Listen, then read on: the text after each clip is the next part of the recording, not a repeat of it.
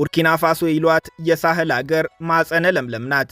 ብትወልድ ቶማስ ሳንካራን፣ ብትወልድ ኢብራሂም ትራውሬን። የሁለቱ መመሳሰል ለሰሚ ተአምር ነው የሚመስለው። ቶማስ ሳንካራ እንደ አውሮፓውያን አቆጣጠር ከ1983 እስከ 1987 ቡርኪና ፋሶን ለ4 ዓመታት በፕሬዝደንትነት የመራት ወጣት መሪ ነበር። ክፉዎች በአጭር ቀጩት እንጂ። ኢብራሂም ትራውሬም ቁርጥ ቶማስ ሳንካራን የሚመስለው። ሳንካራ በአፍሪካ ምድር ዳግም አይፈጠርም የተባለለት ልክ እንደ ትራውሬ ሁሉ በወጣትነቱ የቡርኪና ፋሶ ፕሬዝደንት ሆኖ በ4 ዓመታት የሥልጣን ዘመን ብቻ በቡርኪና ፋሶ ተአምር የተባለ ለውጥን አምጥቶ ለብዙ ሲጠበቅ ድንገት ድርግም ያለ የአፍሪካ መብራት ነበር። ሳንካራ በግፍ የተገደለው እንደ አውሮፓውያን አቆጣጠር ጥቅምት 15 ቀን 1987 ነበር። ልክ ሳንካራ በተገደለ በአምስተኛ ወሩ ከሳንካራ የትውልድ መንደር በ200 ኪሎ ሜትር ርቀት ላይ ኢብራሂም ትራውሬ ተወለደ። ከዚህ በኋላ ያለው የሕይወታቸው መመሳሰል ቡርኪና ፋሶ ታላቁ ልጇ ቶማስ ሳንካራ ስለተገደለባት በቁጭት ኢብራሂም ትራውሬን የወለደችው ነው የሚመስለው። የሁለቱን ወጣት መሪዎች አስደናቂ መመሳሰል በንጻሬ እናሳያችሁ። ቶማስ ሳንካራ በሂሳብ ዕውቀቱ የተመሰከረለት ቀለም የዘለቀው የሊሴ ተማሪ ነበር።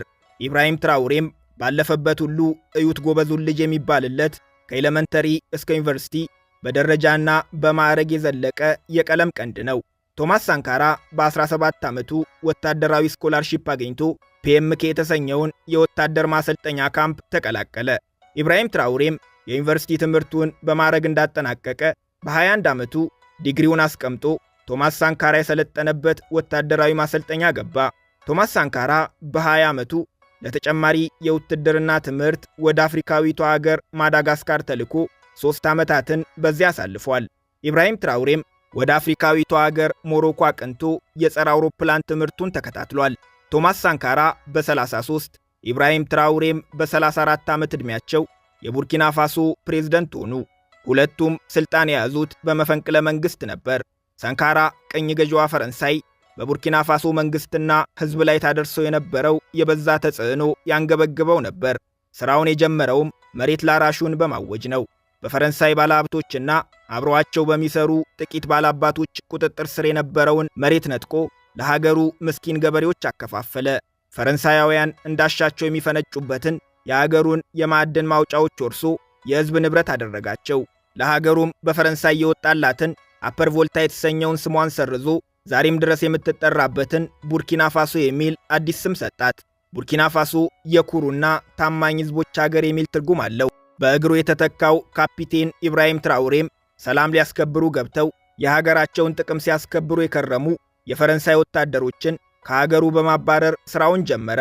ፈረንሳይ ከቡርኪና ፋሶ ጋር የነበራትን ወታደራዊና የደህንነት ስምምነቶች ሰረዘ። በተዛባና ወገንተኛ ዘገባቸው የሚታወቁ የውጭ አገራት ሚዲያዎች ዳግም ወደ ቡርኪና ፋሶ ድርሽ እንዳይሉ ፈቃዳቸውን ቀዶ አባረራቸው። ቶማስ ሳንካራ አይኤምኤፍንና የዓለም ባንክን አዲስ የባርነት ስልት ማስቀጠያ ተቋማት ይላቸዋል።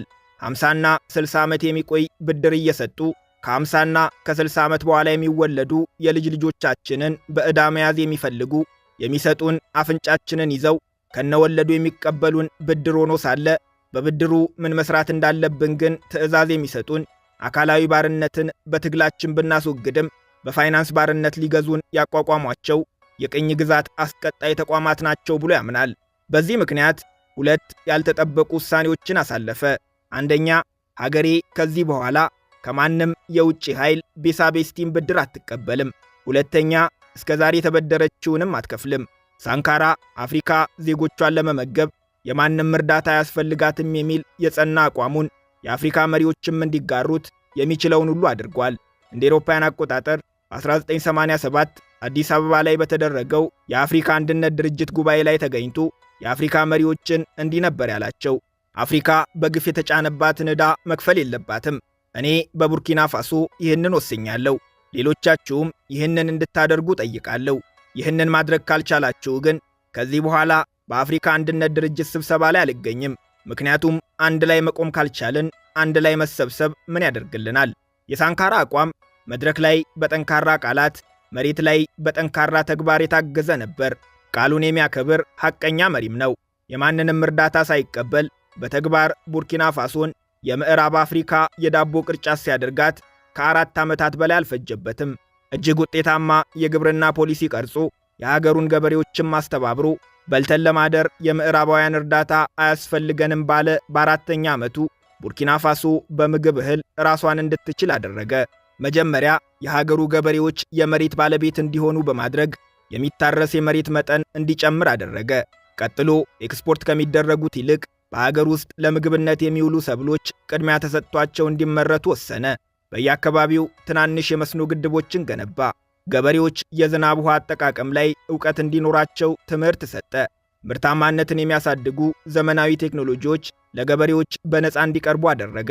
በዚህም ምርት ሲጨምር ምርታማነትም በእጥፍ አደገ።